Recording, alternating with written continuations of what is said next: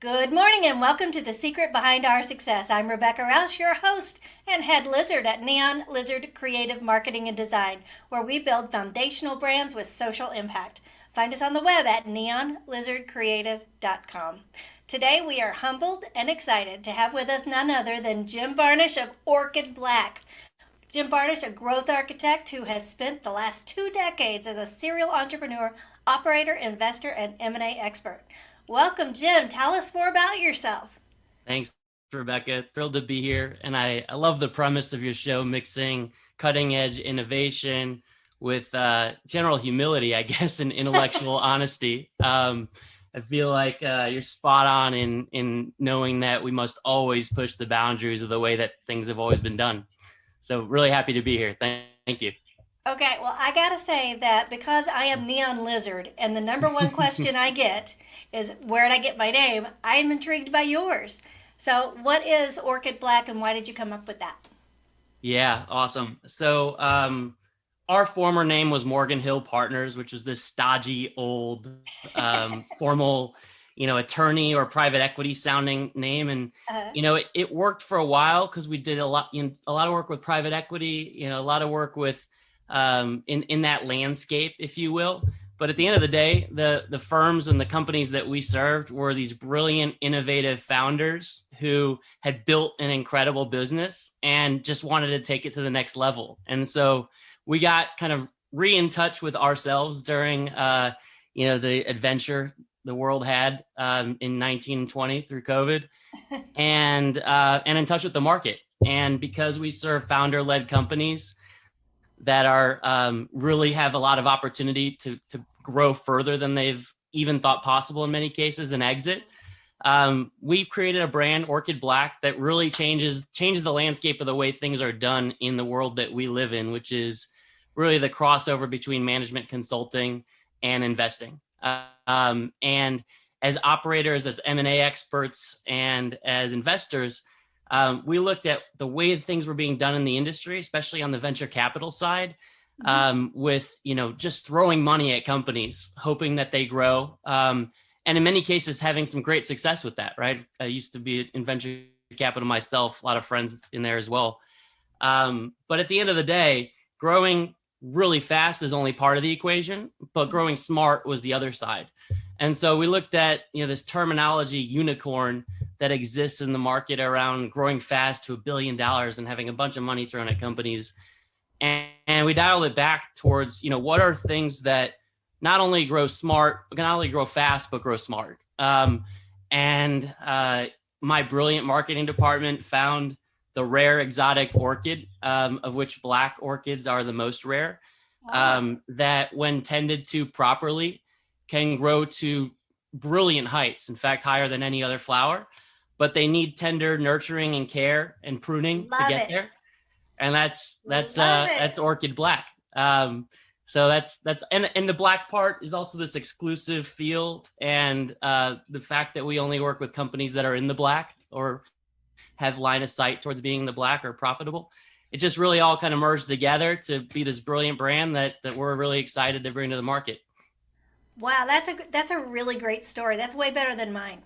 Oh, I want to hear yours sometime soon, though. Oh, we'll have to do that on another call because I don't think anybody wants to hear that now. It's in all sorts of stuff.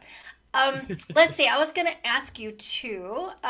This is for people that are exiting, right? Maximum growth, so that they have the maximum value when they choose to sell and leave. Is that kind of what I was gathering from there? That's exactly right. We partner with founders who've built a business to a certain point, are looking to exit within the next 3 years, but in many cases aren't worth what they could be worth in the market at this point in time.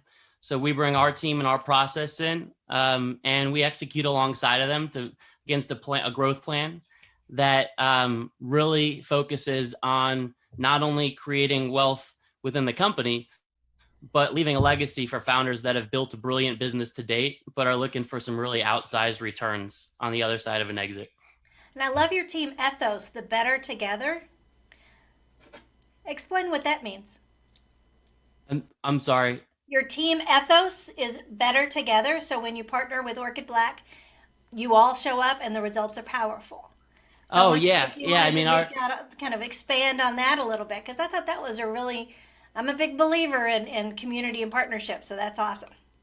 yeah. I mean, at the end of the day, you'll see all over our website: partner, execute, and thrive. Hmm. That better together philosophy is core to who we are, and we look for only the companies that we can help the most, only the founders that we can help the most, and the ones that know they need help, right? Because ultimately, building a business is hard, but not everyone knows that they need help, and not everyone does need help. And so, we only partner with the companies that we can see at least 100% year over year value creation when partnering with those founder led companies. So what got you ready for this? How did you get into this field and this passion? Because I can tell you've got the passion too. You're excited about it. Yeah, I mean, simply put, I am obsessed with growing companies. Those who know me best simply call me a growth architect, probably a lot of other names too, but that's the one I like the best. I Um, saw charming in the list. I'll take that. Thank you. That probably doesn't crack the top 10, but I'll take it. All right. But that's what all this forestry and growth and all that is behind me is, right. That's Love my it. obsession. And my business story, if you will, started when I was a wee young 15-year-old lad, grinding away at the growth of my family business with not much other than a learner's permit, which I was a part of, growing something really special from 40 million to over $1 billion in enterprise value today.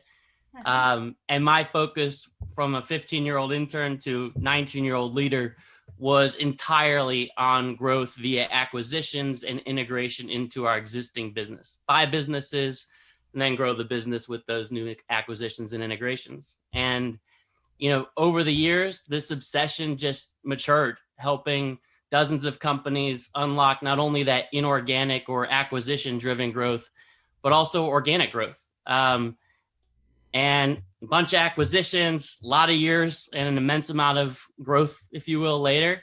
That's really kind of what led me to starting growth services firm Orchid.Black, which is focused on helping tech forward, largely software companies, Mhm. maximize growth and enterprise value on the path to exit. Hence the background.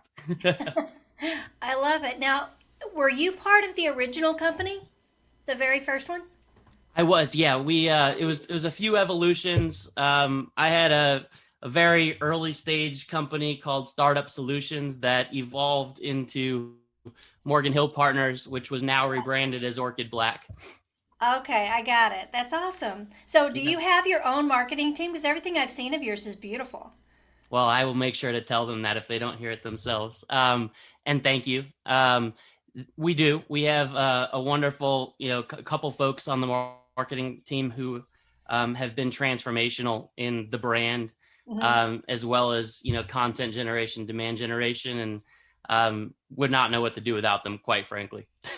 I They know probably what want to kill me some days, but overall, we've got a really good relationship. That's awesome. I love my team too. We have the best. We have Giphy Wars where we send gifts back and forth, making I fun love of each that. other. Very cool. It's pretty Very funny. cool. So, do you have a client success story you want to share that will impress everybody about how smart you are? Oof, well, I'll try to, I guess, impress people with how smart I am, but um, let me let me start here, which is that we are very proud to have the business model that we have, not only around growing companies, but around what our fee structure is, our performance focused incentive, if you will, which is this. You've got a lot of management consultants out there Hmm. that have their methodology. They have a great team, but they do two things wrong, in my opinion, or have opportunity in two areas. Number one is they've got this great team and this great methodology, but oftentimes they don't take it down to the execution level to actually help drive growth with companies. Hmm. The second is the fee structure is all cash, right? If you believe in what you do, why on earth would you just take cash for your fees rather than potentially riding alongside of performance? And so where we focus is a structure where we'll take a lot of our fees for services as as upside within the companies we work with, whether that's equity or percentage of sales, something that really aligns our team with the growth of the company, because that's what we do. And we put our money where our mouth is. And so one example, just to go back to your question, is we were brought into a fintech company by a founder who had bootstrapped his business 15, maybe 20 years even, and built an incredible business with awesome customers, but growth was just starting to flatline. And he wanted to exit, spend his next chapter investing in other companies and just enjoying life after being, decades within his own business. But the company's current valuation that he got in the market just wasn't acceptable to him, and he knew he could get more. And so after a few conversations with people in the market, he decided that he would bring in some growth counsel, some growth help. And so we were referred in. And in less than a month, the founder had a roadmap that we put together, created via our team and proprietary process on how to increase the value of his business in the coming months. We fast forward 7 months, and we increased the value of the business from 23.1 million was his previous offer to 36 million, and sold to a strategic buyer. So everybody won big, right? Our team won big because, we deferred a lot of our fees towards upside. He obviously won big because that's a pretty significant, increase in value, 55% to be exact. And that's the kind of work that we do, whether it's 7 months or 36 months. Putting together a plan and helping the team execute, providing the missing pieces to drive growth. That's our game. What's your minimum client size? Yeah, good question. So our typical client size is between 3 million and 50 million in annual revenue. Almost. What's that? Almost there. Well, but that being said, we have accepted a few, earlier on, some a little bit later, for the right companies that we can, that we can make the difference in, right? We're not going to take something on unless we can drive that change. So we've got to be very exclusive, and people understand that because we're putting our fees where our mouth is as well, right? So, that's really important to us. And our ICP, ideal customer profile, if you will, has really been a fit between 5 and 20 million is where we have the best results, where companies have just hit some growth obstacle, and need to just do something a little bit different. Could be pricing, could be product market fit, could be the creation of channel programs and channel frameworks to drive growth. It could be M&A, right? It could be a number of things that are driving that growth, but we help them figure out what the right path is, and we execute alongside them. Is there a common denominator? I'm going off script here, but is there a common denominator in the companies that kind of flatline a little bit? Is there something that maybe they're top heavy or things of that nature that, we could be aware of so that we don't do that as we grow? Yeah, oftentimes the companies that we're, because we're focused on companies that are in the black or line of sight towards the black, right? Which is, again, Orchid.Black. These companies typically are not investing enough in growth. That's part of it, right? It's focused on the bottom line, getting money out of the business, right? Making a living, right? Which is okay. And many of the companies we talk to want a lifestyle business and want to keep operating that way, and that's okay as well. But for those that want to shift that mindset and actually, drive and experiment with growth campaigns, if you will, that will see the results that we've seen with our other clients, are a really good fit. So you asked the question, what types of roadblocks? It really falls into two categories. One is pre-product market fit, and the other is post-product market fit. And the pre-product market fit companies really struggle with, understanding who their ideal client profile is. And may have had some great success, some legacy customers brought in from relationships or Rolodex or, something that right. Yeah. I guess I'm aging myself there. But they've got something there. Right. But they haven't experienced that pull from the market of, hey, I need you. Right. Mm-hmm. And so because they've got 5 or 10 million in revenue, they may think they've hit those, they've achieved that product market fit, but in many cases they haven't. And so those companies, we really focus on experimentation and market segmentation to identify that ideal client profile, go after some target companies, create a predictable revenue stream that's more direct in nature, right? Direct channels, and scale the business in that way.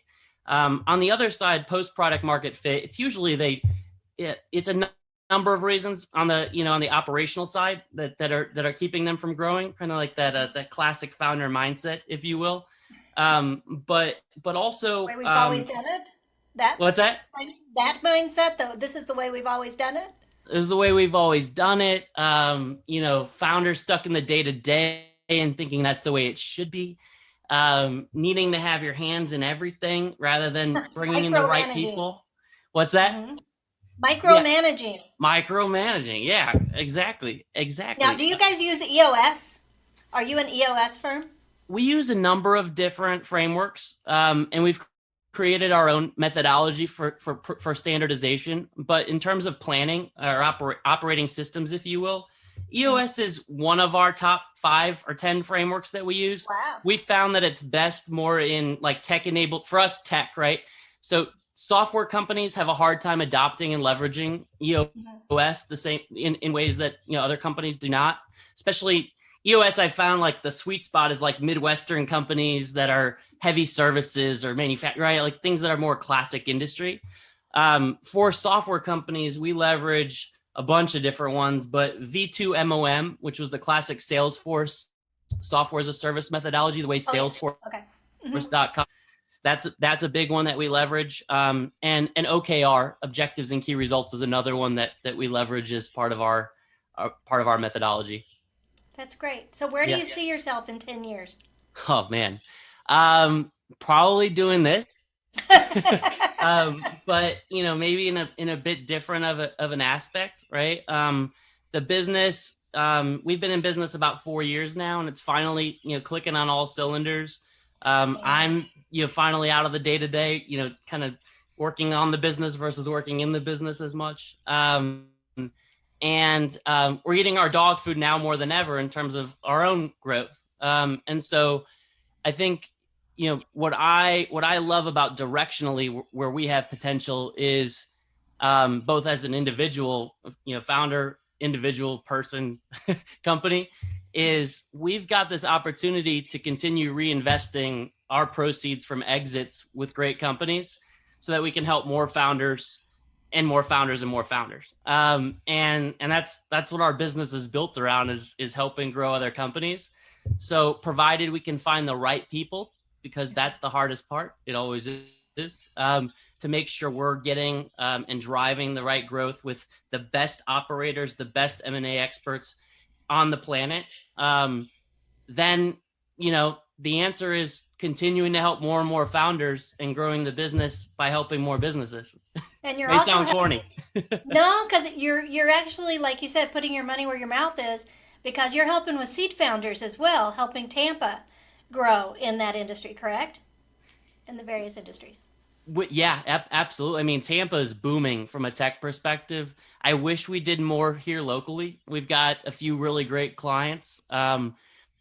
Most of our work is still in bigger tech hubs, the Northeast, out west, even, the Austin area, Chicago. But yes, I love the Florida community and what we're building here. And I'm so passionate about staying here and building here. That yes, I really appreciate you mentioning that, and absolutely a big part of the equation. I was impressed. Yeah. I'm really big on that. Social impact is really important. I think, as you've probably heard in some of my podcasts that you listen to, is I just think as businesses, we have a responsibility to give back. It's our job to lead, and people need to be given back. And if you aren't, then think twice, because you've been given this blessing of a business, then use it to make the world a better place. So let me get off my soapbox here. No, please stay on. It's great. I got a question though. Yeah. You've got to have learned a single lesson, like something went sour, something went bad, something that maybe caused you to pivot. Are you comfortable sharing that? Yeah, I am. And part of it connects back to our branding and our evolution in rebranding as Orchid.Black, quite frankly. I've got a lot that I can share, but let's just start there. So it was, early 2020. We're rounding out our second year in business. We had some really big wins and some great clients over our first couple of years, but it really built the business purely off of, our own Rolodex, partner client referrals, where we had caused and drove a lot of great growth in the past. But it was time for us to reharness and focus our efforts on scaling our business. And now we're experts in growing and scaling technology and product companies, right? But we are at our core a services business serving product companies, a little bit different. And so a lot of trial and error, a lot of overspend on marketing activities led to virtually no ROI. And we felt like we had tried it all, right? But email campaigns, content, active social media, raving client testimonials, right? But still not getting the results that we wanted to see from the spend that we were doing. And so by talking to our customers, talking to the market, we soon realized that the core issue wasn't our demand generation, wasn't what we were, driving towards from a marketing spend perspective. It was our core brand and our core message. It just wasn't resonating. And so any demand generation that we did just simply wouldn't have the same effect because of that. And that was a hard lesson, right? And furthermore, I would say as part of that, we realized that we weren't really prepared to scale. And so we needed to do two things. My founder and I needed to bring in my co-founder and I, Stephen Horwitz, who I've worked with for years, needed to bring in two other partners. One was a marketing leader to take our brand to the next level. And one was a third managing partner to be our delivery and operations leader, who had a history of building services companies, scaling services companies to take our execution to the next level. So it was an honest look at looking what we're great at, right? Where we had gaps, right. And doing what we do for other companies for ourselves. And what I did not realize was that there would be a transformative journey where I probably tried to fire myself a few times and them along the way. They probably tried to fire me more times than I can count. But this incredible expertise that we brought, this transformative growth that came out of it, is what's led to us being, we're about to 4x our revenue this year because That's amazing. And so it's cool, right? It was a hard journey. It was hard to admit that we had gaps and that we needed outside talent, that we didn't know it all, if you will. But at the end of the day, I'm so pleased with the results. Now, did you create a mantra, or is there something that pushed you through, a saying that you use? Oh, geez. This may sound I warned you this was coming. It's one of my things. You did. It may sound cheesy, but it's all in our company value proposition: grow smart and then grow fast. I mentioned the venture capital model. What I didn't mention is that I spent a year in venture capital, and I was selecting only the best deals that had a slight chance of being our next 100x investment, our next unicorn, right? Wow. And while I have dear friends in VC, as I mentioned, the model's a little bit flawed in many cases. It may result in some good wins, but the asset class as a whole just has opportunity. And so, I am still a partner and investor there. I still love everything that we're doing at Florida Funders. But at the end of the day, my passion was in helping the companies that weren't quite there, that wanted to not only grow fast, but also grow smart. And I had seen so many founders diluted so far down on the cap table by raising capital that it's barely even their company any longer. I mean, would you rather own 1% of $1 billion company, a unicorn, or 75% of $100 million company by growing smarter? And to me, that answer is pretty simple, right? It's the difference between 75 million and 10 million direct to you. So, while advocating, I'm not advocating that venture capital is a bad asset class at any means. There's just opportunity within it by bringing in a different mindset, an operating mindset, which is what we've done. So that mantra, in answer to your question, grow smart and grow fast, is everything to us, everything to me. I like that. So what would you say is the most outdated advice in your industry? I'll jump to the other stuff later. Well, we may have to talk again. You've got a lot to talk about. I love I it. got a lot to say. Yeah. I love it. I Not love it. you got to filter through the 1% that means the most. But Oh, so, geez, let's see here. So here's what is I've talked about venture capital. What I haven't talked about is management consulting, right? And yeah. our industry is essentially the intersection between the two, between management consulting and between investing, which VC, venture capital, and private equity kind of fall within. Now we don't consider ourselves consultants, but that is the industry that we fall in, is management consulting. And Mm-hmm. these firms charge a retainer to interview and tell you what you already know and use a standard playbook. I was there, right? And it doesn't go to the heart of the company issue, and they get paid no matter what. And so, what I think is like the game changing aspect of what we're doing is just flipping the script. Like, if there's not value in it on both sides, then what are we doing? That's right. And if that value is just telling you what you want to hear, that is not our jam. We are in it to drive and make a difference and uplift and amplify companies to the next level. And so, that's why we've assembled this world-class team of founders, operators, investors, and M&A folks, driving growth, higher exits. That's it at the end of the day. Now, one thing to mention there, if that's all right, can I keep going? You can talk as long as you want, babe. So, the one thing that I've struggled with, and it may come through in my passion, is like when to take a break, right?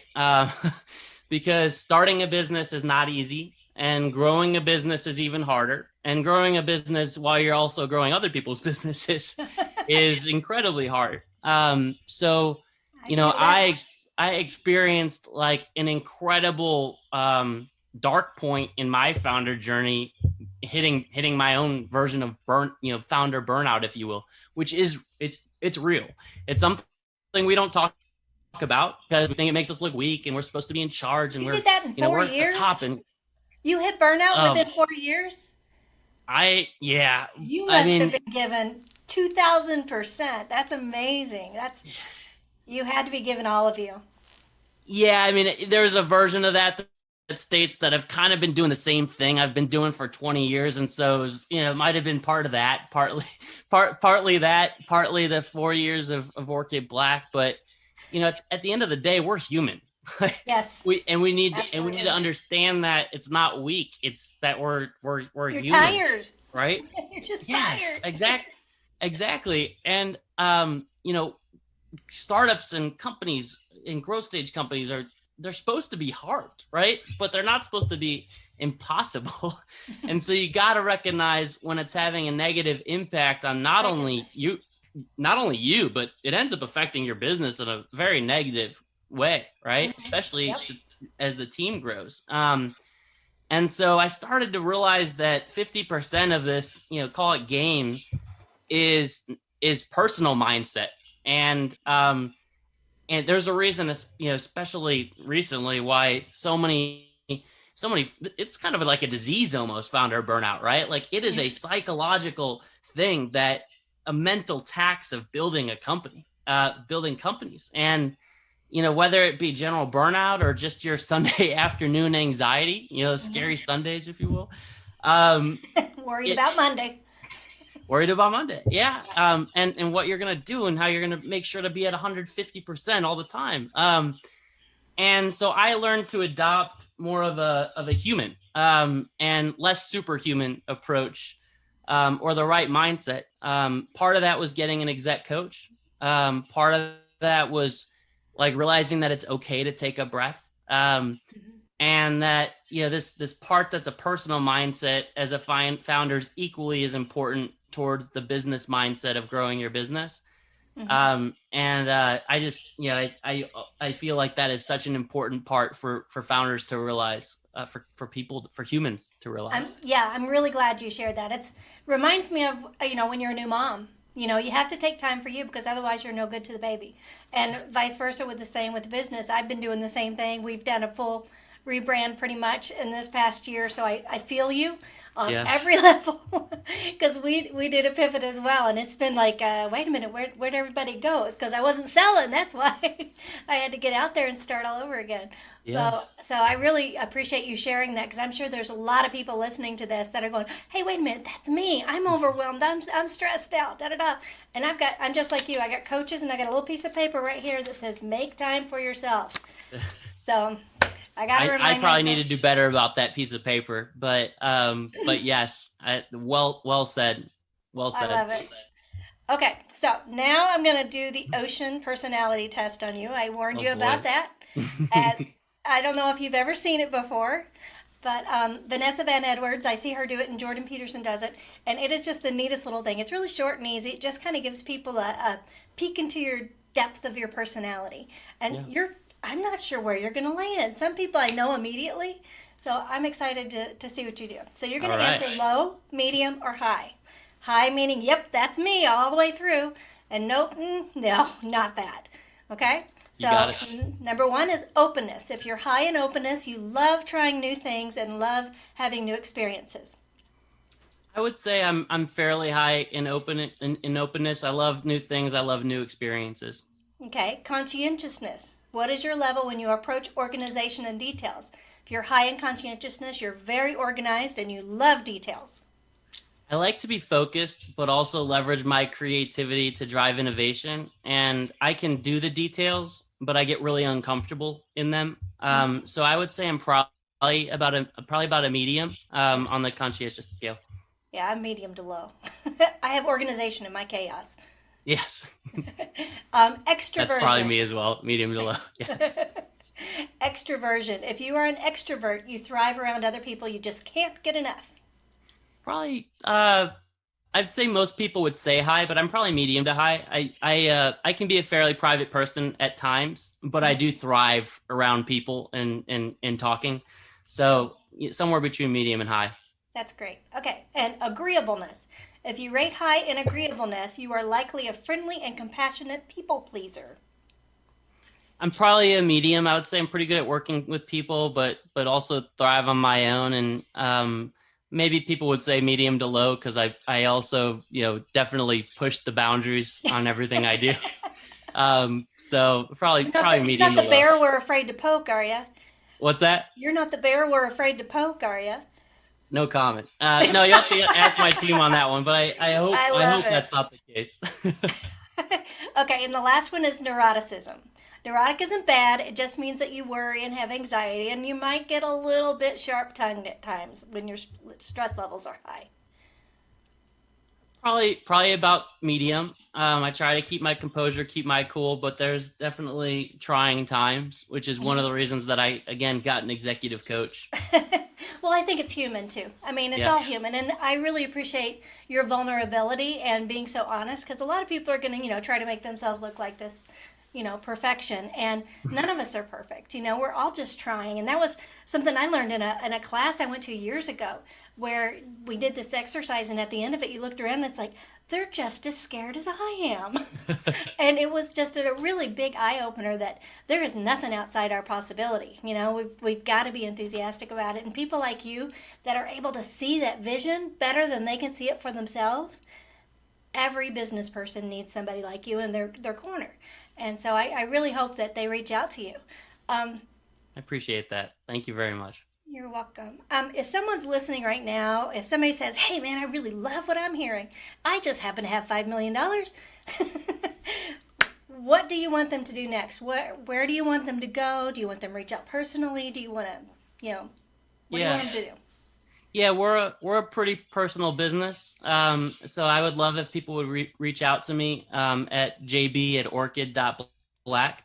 I take office hours every week with the market and happy to take a call to see if there's a potential fit either within our growth program or at the very least help point you folks in the right direction. We also have a really awesome newsletter called The Dirt, Growth, The Dirt, right? Love it. That you can sign up for at Orchid.Black.